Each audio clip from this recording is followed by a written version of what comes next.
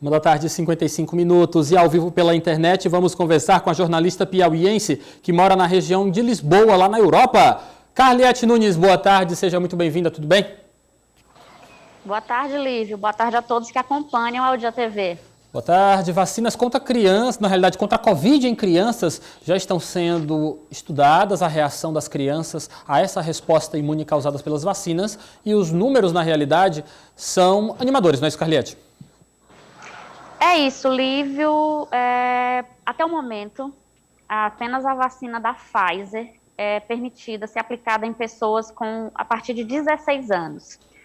Outras farmacêuticas vêm realizando testes para verificar a viabilidade e o grau, né, de eficácia desses imunizantes em menores de idade. A questão é que quando começaram os primeiros testes com vacinas, as farmacêuticas priorizaram por motivos óbvios os idosos e os adultos, exatamente porque o vírus ele acometia muito mais as pessoas mais velhas. O fato é que, na medida em que o processo de vacinação avança entre idosos e adultos, será inevitável discutir a imunização de menores de idade, principalmente nos países onde a população de crianças e adolescentes é tão grande como é o caso do Brasil, Lívio. Por quê? Para que a gente consiga chegar numa situação tranquila com relação à pandemia, é necessário atingir a imunidade de grupo. Os especialistas não têm um consenso com relação a isso, mas sabe que pelo menos mais de 70% da população precisa ser imunizada para atingir essa imunidade de grupo. Ocorre que o Brasil, por exemplo, tem mais de 25% da população menor de idade. Então, para garantir a imunidade aí no Brasil, é necessário, sim, pelo menos vacinar os adolescentes, Lívio. Carliete, como é que a comunidade internacional tem observado essa questão de tantas instabilidades políticas no Brasil? Há um medo de que a nossa crise sanitária possa piorar por conta da nossa política instável? Olha, Lívia, a situação já estava bem ruim, mas essa semana, por conta de queda de ministro, instabilidade política, Brasil aí com quase 40% das mortes diárias em todo o mundo. E olha que o Brasil só representa 2,7% da população mundial. Mas as mortes, ontem, chegou a 38% das mortes durante 24 horas foram no Brasil. Além disso, não existe nenhuma indicação de mudança na gestão da pandemia ou nenhuma mudança significativa que possa vislumbrar aí uma solução para a questão sanitária no Brasil a curto e muito menos a médio prazo.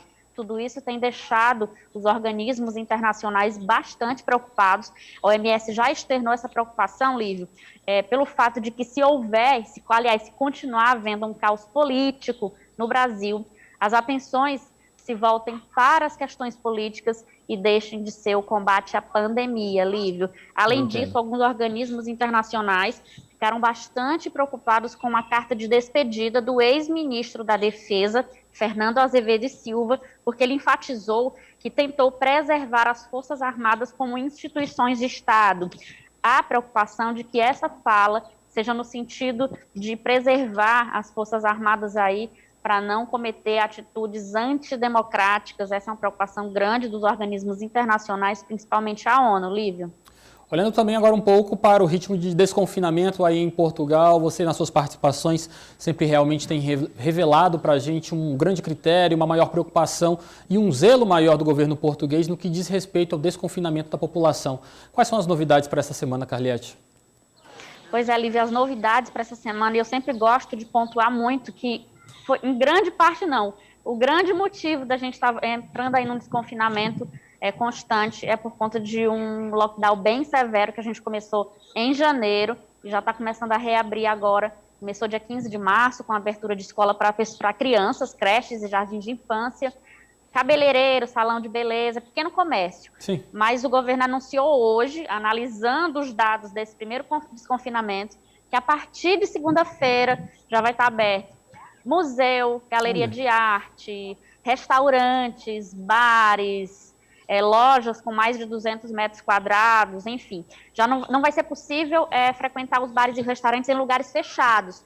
Aqui, Lívio, tem muita tradição de muitos restaurantes e bares terem as varandas, Sim, né? São chamadas de esplanadas, onde as pessoas preferem ficar, principalmente agora quando o tempo fica um pouco mais quente. Então, assim, a partir de segunda-feira, somente essas áreas mais abertas vão poder funcionar, a partir de 5 de abril, mas no dia 19 já vai estar liberado aí praticamente todos os tipos de estabelecimentos comerciais para que as pessoas possam usufruir e sair um pouco desse confinamento que a gente já está aí desde janeiro.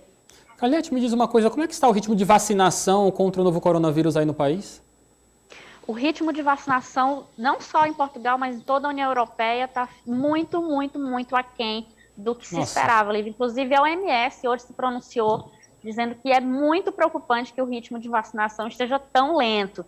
Vou só pontuar rapidinho, um dos motivos é o seguinte, as vacinas da União Europeia, são 27 países, eles acordaram lá no ano passado, a partir do início das negociações, que a negociação ficaria com a União Europeia, ela comprou em bloco. Sim. Só que para você fazer um contrato de compra de vacina, tendo que atender aos interesses e às necessidades de 27 países, acabou demorando muito para que chegasse a um consenso e a assinatura desses contratos. O fato é que o primeiro trimestre de imunização na Europa vem sendo realmente eu não vou dizer um fracasso, já existem números que provam que a vacinação tem sido efetiva, mas está muito lento perto do que se esperava.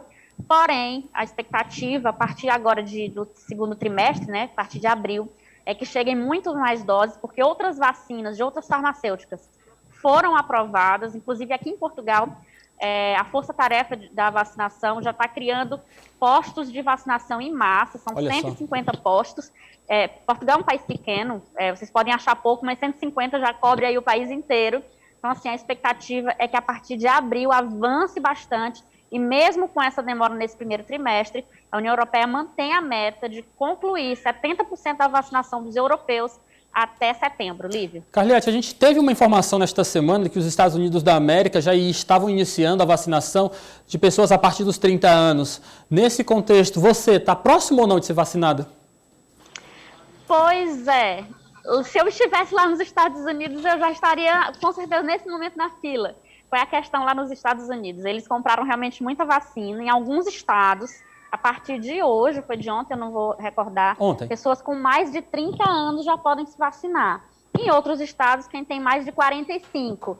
Eu ficaria aí entre os 30 e os...